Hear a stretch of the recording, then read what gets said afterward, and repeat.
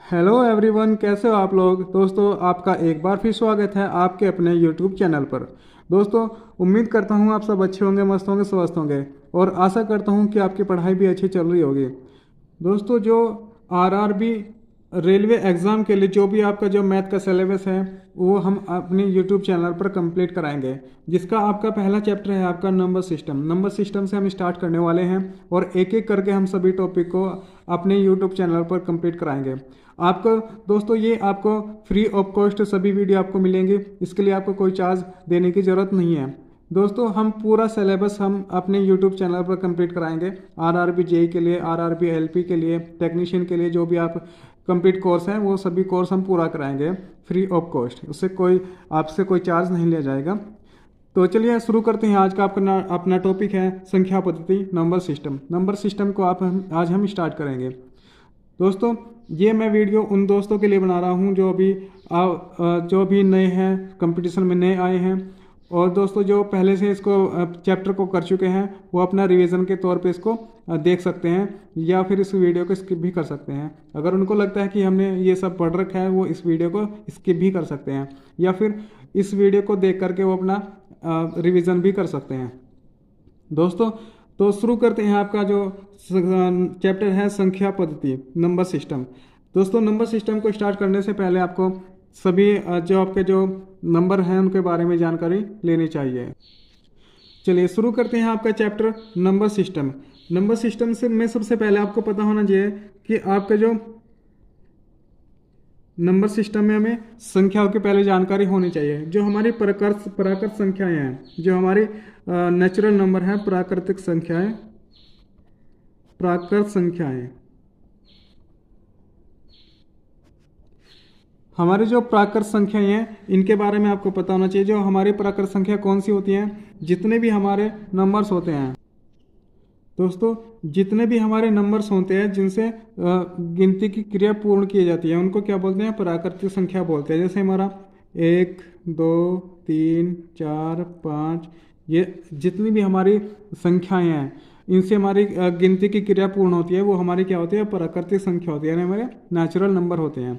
ठीक है, ये हमारा प्राकृतिक संख्या हो गया। फिर हमारा होता है पूर्ण प्राकृतिक संख्याएं। पूर्ण प्राकृतिक संख्या कौन सी होंगी, ये हमारे पूर्ण प्राकृत संख्याएं।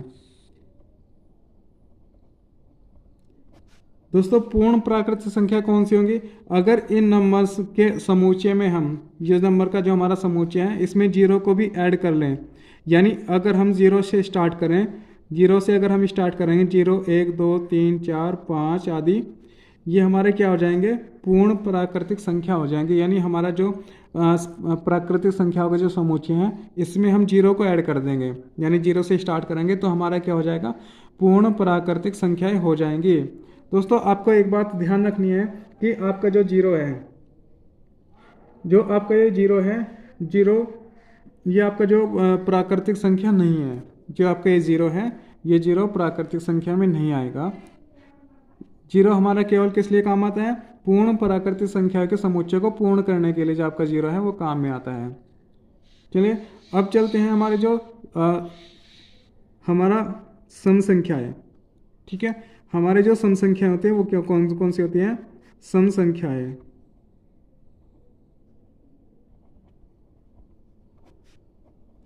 सम संख्याएं आपको पता होंगी कौन सी होती हैं, जो दो से डिवाइड हो जाती हैं। जो वे संख्या जो दो से डिवाइड हो जाती है वो हमारी क्या होती है, असम संख्या होती है। जैसे 2, 4, 6, 8, 10, 12 आदि। जो संख्या दो से डिवाइड हो जाए वो हमारी सम संख्या होती हैं। और फिर हमारी विषम संख्या क्या होती है, विषम संख्या को देख लेते हैं।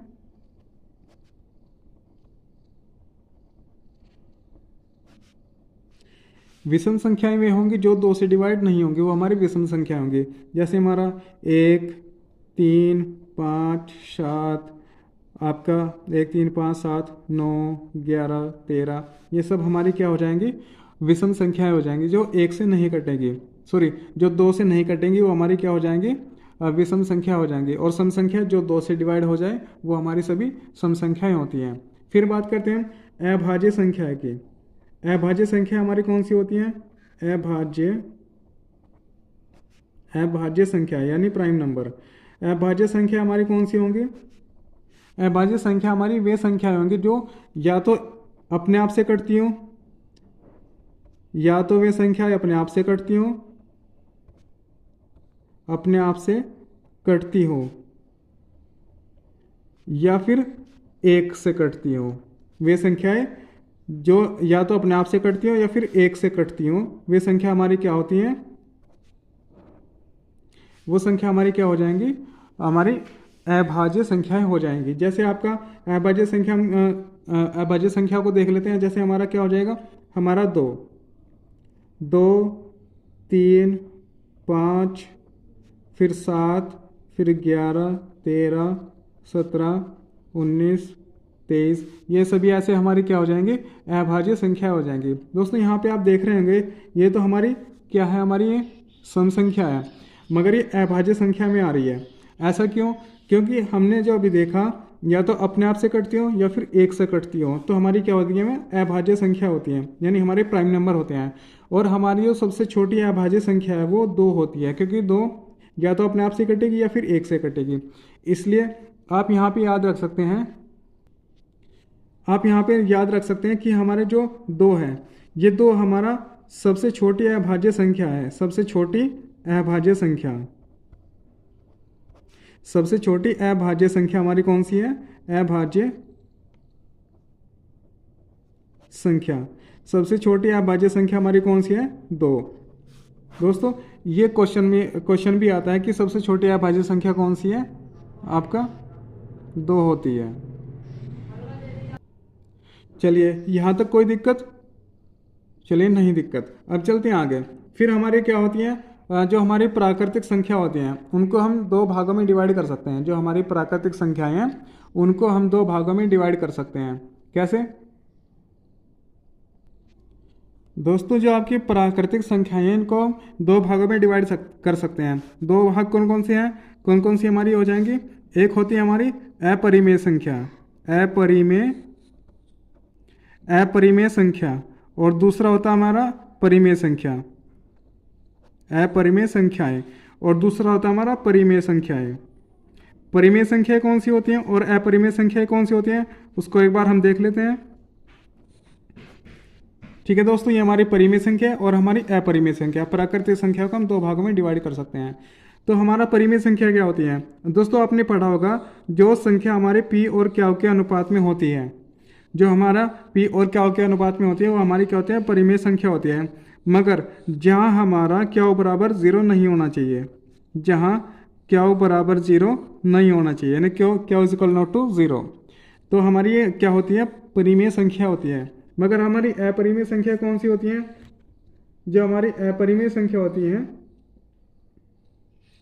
जो हमारी अपरिमेय संख्या होती है, जो परिमेय संख्या नहीं होती वो सारी हमारी क्या होती है? अपरिमेय संख्या होती है। जैसे हमारा ये पाई हो गया, हमारा ये √2 हो गया, ये हमारा √3 हो गया, हमारा √5 हो गया। ये सभी हमारी क्या होती हैं? अपरिमेय संख्या होती हैं। जो पूर्ण संख्या नहीं होती है वो हमारी अपरिमेय संख्या होती है।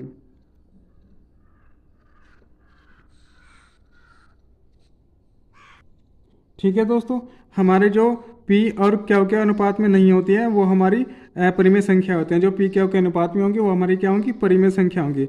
हमारी परिमेय संख्या कुछ भी हो सकती है। आपका ये 2 हमारा परिमेय संख्या हो सकता है, ये 5 हमारा परिमेय संख्या हो सकता है, -5 हमारा परिमेय संख्या हो सकता है, हमारा 1 हमारा परिमेय संख्या हो सकता है, या अगर हम √16 ले लें ये हमारे परिमेय संख्या हो सकता है। ये हमारा सब क्या है? परिमेय संख्याएँ हैं। अगर मैं √4 ले लूँ तो ये भी हमारा परिमेय संख्या है। ये कैसे परिमेय संख्या है इसको आप एक बार देख लीजिए। ये हमारा √16 और √4 कैसे परिमेय संख्या है? ये हमारा √16 है। अगर मैं इसको 4 × 4 कर दूँ और ये √4 है, इसको 2 × 2 कर दूँ तो हमारा यहाँ से 4 बाहर आ जाएगा, यहाँ से 2 बाहर आ जाएगा, यानी ये हमारा 4 हो जाएगा, ये हमारा 2 हो जाएगा। तो ये हमारी क्या है? हमारी परिमेय संख्याएँ हैं। मगर हमारा जो अपरिमेय संख्याएँ हैं ये सब क्या है? ये इनका मान कांस्टेंट नहीं होता, इनका मान कुछ भी मतलब बदलता चेंज होता रहता है। जैसे पाई का मान है, पाई का मान अगर 22/7 कर दें, वैसे पाई हमारा क्या है? अपरिमेय संख्या है। अगर मैं इसको 22/7 कर दूं तो ये मेरा क्या हो जाएगा? परिमेय संख्या हो जाएगी। ये हमारा अपरिमेय संख्या, अगर पाई, ये हमारे 22/7 दे रखा है जो पाई का मान है। अगर ऐसे दिया जाए तो ये हमारा क्या होता है, परिमेय संख्या होती है। अपरिमेय संख्या हमारे पाई होगी। ठीक है, चलिए कोई दिक्कत, चलिए आगे चलते हैं। फिर हम देखते हैं पूर्ण संख्या। जो हमारी पूर्ण संख्या कौन सी होती हैं, पूर्ण संख्याएं, पूर्ण संख्या या पूर्णांक, पूर्ण संख्याएं या फिर पूर्णांक, हमारे कौन कौन से होते हैं पूर्णांक। पूर्णांक को हम देखते हैं, हमारे जितने भी नंबर्स हैं वो सभी हमारे क्या हैं, पूर्णांक हैं। चाहे वो हमारा 1 हो, 2 हो, -3 हो, -5 हो, -7 हो या +10 हो, ये सभी हमारे क्या हैं, पूर्णांक हैं। जिनका मान पूरा पूरा होता है वो हमारे क्या होते हैं, पूर्णांक होते हैं। बस शर्त एक है, ये हमारे क्या होते हैं, 2 होते हैं भी। ठीक है, ये एक होता है धन पूर्णांक, धन पूर्णांक, और एक होता है आपका ऋण पूर्णांक, ऋण पूर्णांक। ठीक है, एक होता है आपका धन पूर्णांक, एक होता है आपका ऋण पूर्णांक। धन पूर्णांक कौन सा होगा, जो भी हमारे प्लस की संख्या होंगी, जैसे हमारा 1, 2, 3, 4, ये सभी क्या हो जाएंगे, हमारी धन पूर्णांक हो जाएंगे। और माइनस के हो जाएंगे, हमारी जो माइनस की संख्या होंगी वो हमारी क्या होंगी, ऋण पूर्णांक होंगी। ये सभी हमारे क्या होंगे, ऋण पूर्णांक होंगे, और ये सभी हमारे क्या होंगे, धन पूर्णांक होंगे। जो प्लस की संख्या होंगे वो हमारी सारी धन पूर्णांक होगी, जो माइनस की होंगी वो सारी हमारी क्या होंगी, ऋण पूर्णांक होंगी। दोस्तों, नंबर्स के बारे में आपको पूरी जानकारी मिल गई है। अब हम देख लेते हैं एक बार कि हमारा क्या डिवीज़न रूल देख लेते हैं हम। ठीक है, हाँ, अब हम देखते हैं डिवीज़न रूल। चलिए अब देखते हैं विभाजन के नियम। विभाजन के नियम क्या मतलब, क्या है इसका, जैसे हमारा 2 से विभाजित होने वाली संख्या है, 2 से विभाजित होने वाली संख्या है, 2 से विभाजित होने वाली संख्याएं। 2 से विभाजित कौन कौन सी संख्या होंगी, जिन संख्याओं के इकाई का अंक 0 होगा, 2 होगा, 4 होगा, 6 होगा या 8 होगा। ठीक है, 2 से विभाजित वे संख्या होंगी जिनका इकाई का अंक 0, 2, 4, 6 या फिर 8 होगा। वो हमारी सभी संख्या क्या है, 2 से विभाजित हो जाएंगे। फिर हमारा क्या होता है, 3 से विभाजित होने वाली संख्या है, 3 से विभाजित होने वाली संख्या है। 3 से विभाजित कौन सी संख्या होंगी, जैसे कोई हमारा ये नंबर है, ये हमारा क्या है, 93 कोई नंबर है, इसके अंकों का योग। ठीक है, जिस संख्या के अंकों का योग हमारा अगर 3 से डिवाइड हो जाएगा, संख्या के अंकों का योग, अंकों का योग अगर 3 से विभाजित हो जाएगा तो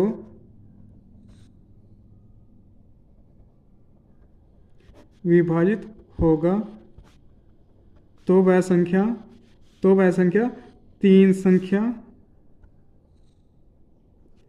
3 से विभाजित होगी।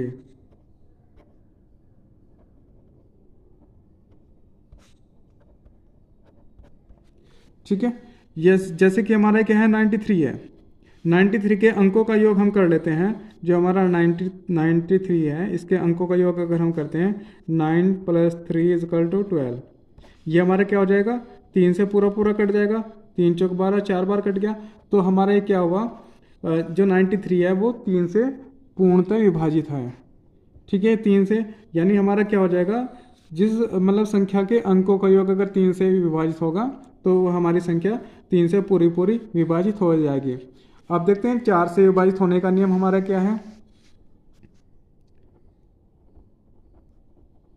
ठीक है, 4 से विभाजित होने का नियम, अगर किसी संख्या के बाद के 2 अंक, यानी 2 अंक इकाई दहाई वाले अंक जो है 4 से डिवाइड हो जाएंगे, तो हमारी 4 से पूरी पूरी संख्या डिवाइड हो जाएगी। जैसे हमारा ये क्या है, 512 है, ये हमारा क्या है, 512। 512 को आप देखेंगे, इसके बाद के 2 अंक, इसके बाद के 2 अंक यानी हमारा क्या है, 12 है। अगर ये 4 से डिवाइड हो जाएगा, अगर ये हमारा ये 12 है, यानी बाद के 2 अंक है, अगर 4 से डिवाइड हो जाएगा तो ये 512 हमारा 4 से पूरा पूरा डिवाइड हो जाएगा। देख लेते हैं इसको, 4 से अगर डिवाइड होता है, 4 × 12, यानी ये हमारा क्या हो गया, ये संख्या हमारी 4 से पूरी पूरी विभाजित हो जाएगी।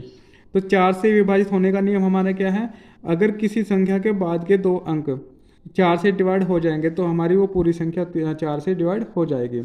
अब देखते हैं 5 से विभाजित होने का नियम। 5 से विभाजित होने का नियम हमारा क्या है? अगर किसी संख्या के इकाई का अंक 0 या फिर 5 होगा, अगर किसी संख्या के इकाई का अंक 0 और 5 होगा तो हमारी संख्या 5 से पूरी पूरी डिवाइड हो जाएगी। जैसे हम करते हैं यहाँ पे 50, ये हमारा क्या है 50। 50 में बाद में 0 आ रहा, 5 0 आ रहा है तो 5 से कितना 10 बार कट जाएगा। अगर हम इसको लिखते हैं 12,575, अगर इसको हम लिखते हैं 12,575, ये 5 से 5 कट गया पूरा पूरा, तो इकाई का अंक 5 कट गया, तो ये हमारी पूरी पूरी संख्या क्या हो जाएगी 5 से डिवाइड हो जाएगी। या फिर हम लिखते हैं यहाँ पे 16,570, अगर मैं इसको करता हूँ 5 से डिवाइड तो ये 5 से कितनी बार कट जाएगा? अगर 0 है, ये 5 गेम 5 2 बचे 5 चौक 20, ठीक है, 5 से यानी पूरी पूरी डिवाइड हो गई। तो जिसके संख्या के इकाई का अंक 0 या फिर 5 होगा वो संख्या हमारी क्या होगी? 5 से पूरी पूरी डिवाइड हो जाएगी। अब देखते हैं 6 से विभाजित होने का नियम। 6 से विभाजित होने का नियम एक बार हम देख लेते हैं। जो वह संख्या हमारी 6 से विभाजित होगी जो 2 या फिर 3, जो 2 या 3 दोनों से विभाजित हो जाएगी। जो संख्या 2 और 3 दोनों से विभाजित हो जाएगी वो संख्या हमारी 6 से पूरी पूरी विभाजित हो जाएगी। ठीक है, जो संख्या हमारी 3 से और 2 से दोनों से विभाजित हो जाएगी वो संख्या हमारी 6 से भी विभाजित हो जाएगी। जैसे हम संख्या देख लेते हैं, हमारा क्या है 672 है। 672 को हम देखते हैं, ये हमारा इकाई का अंक 2 है यानी 2 से विभाजित हो जाएगी। अंकों का योग हम देख लेते हैं, 6 और 7 13, 13 और 2 15, यानी ये 3 से भी विभाजित हो जाएगी, तो 6 से भी पूरी पूरी विभाजित हो जाएगी। देख लेते हैं एक बार, 6 कम 6 और 6 कम 6 1 12, 6 दूनी 12। ठीक है, तो ये हमारा 6 से भी डिवाइड हो गए। जो संख्या हमारी 2 और 3 दोनों से विभाजित होगी वो हमारी 6 से भी विभाजित होगी। अब चलते हैं 7 से विभाजित होने का नियम क्या होता है। 7 से विभाजित होने का नियम है हमारा,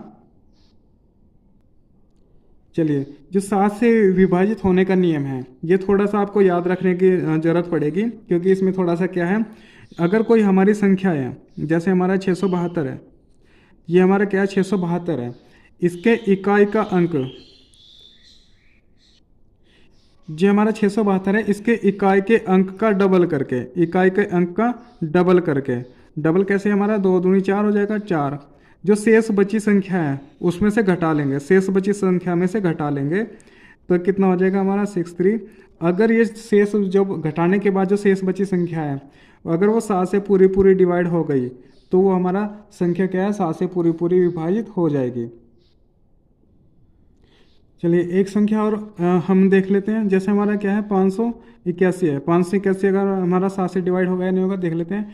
जो हमारा इकाई का अंक है इसका क्या कर देंगे, डबल कर देंगे, इसका डबल हम कर देंगे 2 और शेष बची संख्या में से क्या कर देंगे, माइनस कर देंगे, तो हमारा कितना बचेगा 56। और ये 7 से हमारा क्या है 8 बार पूरा पूरा डिवाइड हो रहा है। तो ये हमारी संख्या 581 क्या है 7 से पूरी पूरी विभाजित हो जाएगी। अब चलते हैं 8 के नियम देख लेते हैं। 8 का नियम क्या है, चलिए 8 से विभाजित होने का नियम क्या है हमारा, अगर किसी संख्या के बाद के 3 अंक, किसी संख्या के बाद के 3 अंक अगर 8 से डिवाइड हो जाएंगे तो हमारा वो संख्या पूरी पूरी 8 से डिवाइड हो जाएगी।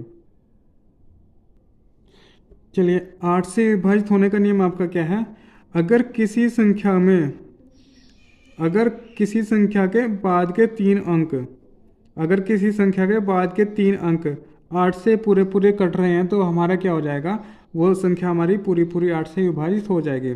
एक तो हमारा ये है, आपका इस नियम को याद रख सकते हैं। दूसरा हमारा क्या है, जैसे हमारा 200, 400, हमारा 600, 800, 800 के बाद हमारा 1000 या फिर हमारा 1200, ये सब हमारे क्या हो जाएंगे 8 से पूरे पूरे डिवाइड हो जाएंगे। चलिए अब देखते हैं 12 से विभाजित होने का नियम, सॉरी 10 से विभाजित होने का नियम। अभी तक हमने देखा 9 से विभाजित होने का नियम, 9 से विभाजित होने का नियम हमने देखा। अब देखते हैं 10 से विभाजित होने का नियम। चलिए 10 से विभाजित होने का नियम हमारा क्या है, अगर किसी संख्या के इकाई का अंक, 10 से विभाजित होने का नियम है हमारा, अगर किसी संख्या के इकाई का अंक 0 होगा, तो वो संख्या हमारी क्या होगी, 10 से पूरी पूरी विभाजित हो जाएगी।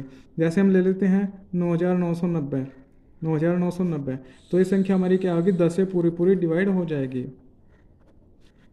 ठीक है, अब चलते हैं 11 से विभाजित होने का नियम। 11 से विभाजित होने का नियम क्या है हमारा, अगर कोई संख्या हमारी क्या है,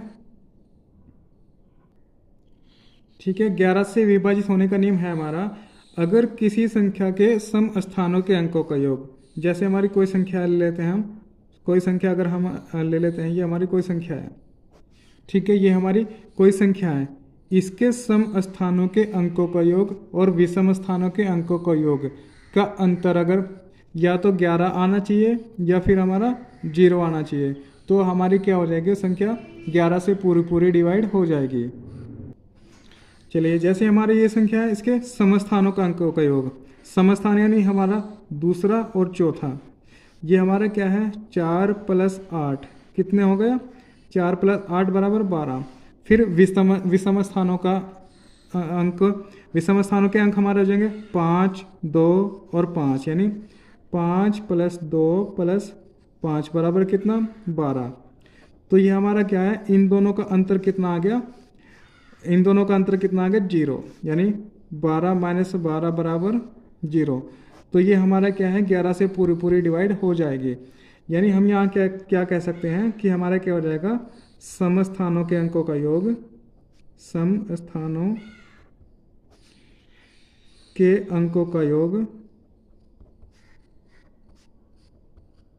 अंकों का योग माइनस विषम स्थानों के अंकों का योग, विषम स्थानों के अंकों का योग।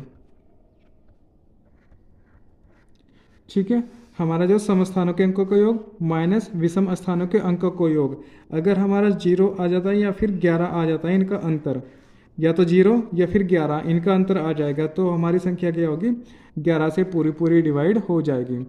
तो चलिए, हमारे कुछ नियम थे, कुछ संख्याओं के विभाजन के नियम, इनको हमने पढ़ लिया। हमने पढ़ा हमारी प्राकृतिक संख्या है, हमने पढ़ा सम विषम संख्या है, हमने पढ़ा अभाज्य संख्या है, हमने पढ़ा परमेय और अपरिमेय संख्या है, और हमने पढ़ा अब विभाजन का नियम। हमने 11 तक के विभाजन के नियम हमने पढ़ लिया है। चलिए, अब चलते हैं क्वेश्चन की ओर। चलिए, क्वेश्चन है हमारा, किसी संख्या के 1/3 का 1/4 24 है, तो वह संख्या क्या है। जी, आप यहाँ देख रहे होंगे, किसी संख्या के और का, इसका मतलब क्या होता है, मल्टीप्लाई होता है। तो किसी संख्या क्या है हमारी, संख्या एक्स के का मतलब मल्टीप्लाई के 1/3, यानी 1/3 का मतलब 1/3। फिर है का मतलब फिर मल्टीप्लाई 1/4, यानी 1/4 बराबर कितना है, 24 है। ठीक है, 24 है। तो हम इसे सॉल्व करेंगे, सॉल्व करने के बाद हमारा जो आएगा, यह हमारा क्या हो जाएगा, 3 चौक 12 यानी x/12 बराबर 24। इस 12 की मल्टीप्लाई यहाँ हो जाएगी, जब क्रॉस मल्टीप्लाई करेंगे तो ये हमारा हो जाएगा x बराबर 24 × 12, और 12 की मल्टीप्लाई इसमें करेंगे हम तो 12 चौक 48, हासिल को 4, 12 दूनी 24 और 4 28, यानी हमारा कितना आ गया, 288। 288 हमारा किस ऑप्शन में है, आप देख रहे हैं option number B. Option number B में हमारा 288 है। तो क्वेश्चन नंबर 1 का हमारा आंसर है ऑप्शन नंबर बी, 288। चलिए, क्वेश्चन नंबर दूसरा हम देखते हैं, दूसरे नंबर में क्या है हमारा। चलिए, क्वेश्चन नंबर 2 है, यदि किसी संख्या का 2/7वां भाग 18 है, तो उस संख्या का 1/3 कितना होगा।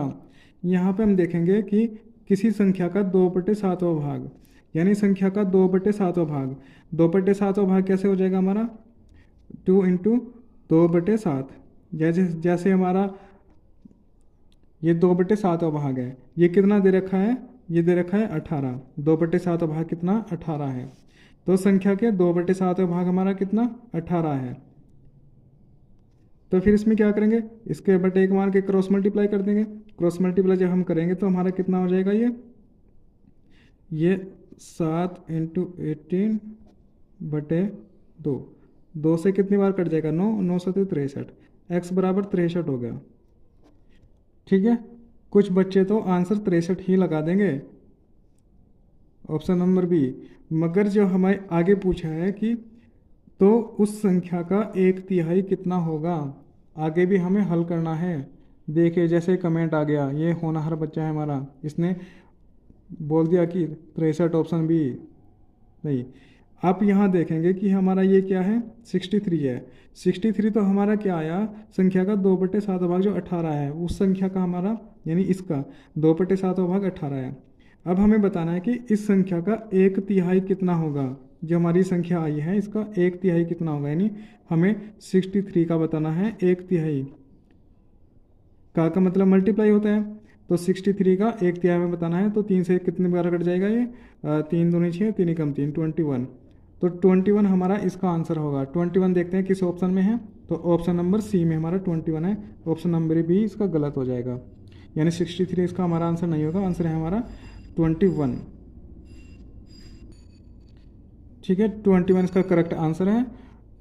उम्मीद करता हूँ आपको वीडियो अच्छी लग रही होगी। अगर आपको वीडियो अच्छी लग रही है तो आप मेरे चैनल को सब्सक्राइब करिए और वीडियो को लाइक करिए, जिससे कि आपको इस वीडियो का फ़ायदा मिल सके। दोस्तों मैं एक बार फिर आपको बता दूं, ये मैं जो वीडियो बना रहा हूँ ये जो मैथ में कमज़ोर छात्र हैं उनके लिए, या जो फिर जो शुरू से स्टार्ट कर रहा है अपनी तैयारी को, उसके लिए वीडियो है।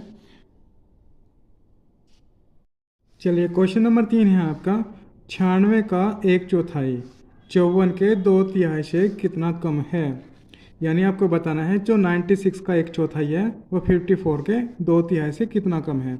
तो सबसे पहले हम देखते हैं कि 54 का 2/3, ये हमारा क्या है, 54 का मतलब मल्टीप्लाई, 2/3 का मतलब 2/3। ठीक है, 54 का 2/3, 54 के 2/3 यानी 54 के 2/3 से कितना कम है। यानी इसका इसका 96 का 1/4। तो हम क्या करेंगे, इनका अंतर निकालेंगे, -96 और इसका कितना 1/4 यानी 1/4, 1/4 बराबर जितना भी होगा वो हमारा आंसर होगा। इसमें क्या कहा है, 54 के 2/3 से कितना कम है 96 का 1/4। तो इसको हल कर लेते हैं। ये कितनी बार कट जाएगा, ये हमारा कितनी बार कट जाएगा, ये हमारा कट जाएगा 3 एकम 3, 2 3 8 24, 18 बार, 18 दूनी 36, ये हमारा 36 हो गया। माइनस ये कितनी बार कट जाएगा, ये 24, यानी ये हमारा कितना गया 24। अब इन दोनों का अंतर कितना है 12, यानी हमारा 96 का 1/4 54 के 2/3 से कितना कम है, ये 12 कम है। तो इसका आंसर हमारा क्या हो जाएगा, ऑप्शन नंबर बी इसका करेक्ट आंसर हो जाएगा। कोई दिक्कत, चलिए कोई दिक्कत नहीं है, चलिए आगे चलते हैं। चलिए क्वेश्चन नंबर 4 है आपका, यदि कोई संख्या अपने 2/5 भाग से 18 अधिक है तो वह संख्या है। यानी जो हमारी संख्या है वो खुद के 2/5 भाग से क्या है 18 ज़्यादा है। माना वो संख्या हमारी क्या है x है, वो संख्या हमारी क्या है x है, ये हमारी x है। x खुद के अपने 2/5 भाग से कितनी ज़्यादा है 18 ज़्यादा है। यानी x का हमारा कितना 2/5 भाग होगा।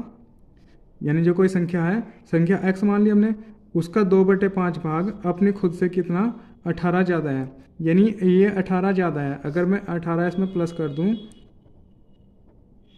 ठीक है, इसमें कहा है यदि कोई संख्या अपने 2/5 भाग से 18 यानी 18 ज़्यादा है, तो ये 2/5 भाग है, ये खुद से कितना 18 कम है। अगर मैं इसमें 18 प्लस कर दूं, ये दोनों भाग बराबर हो गए।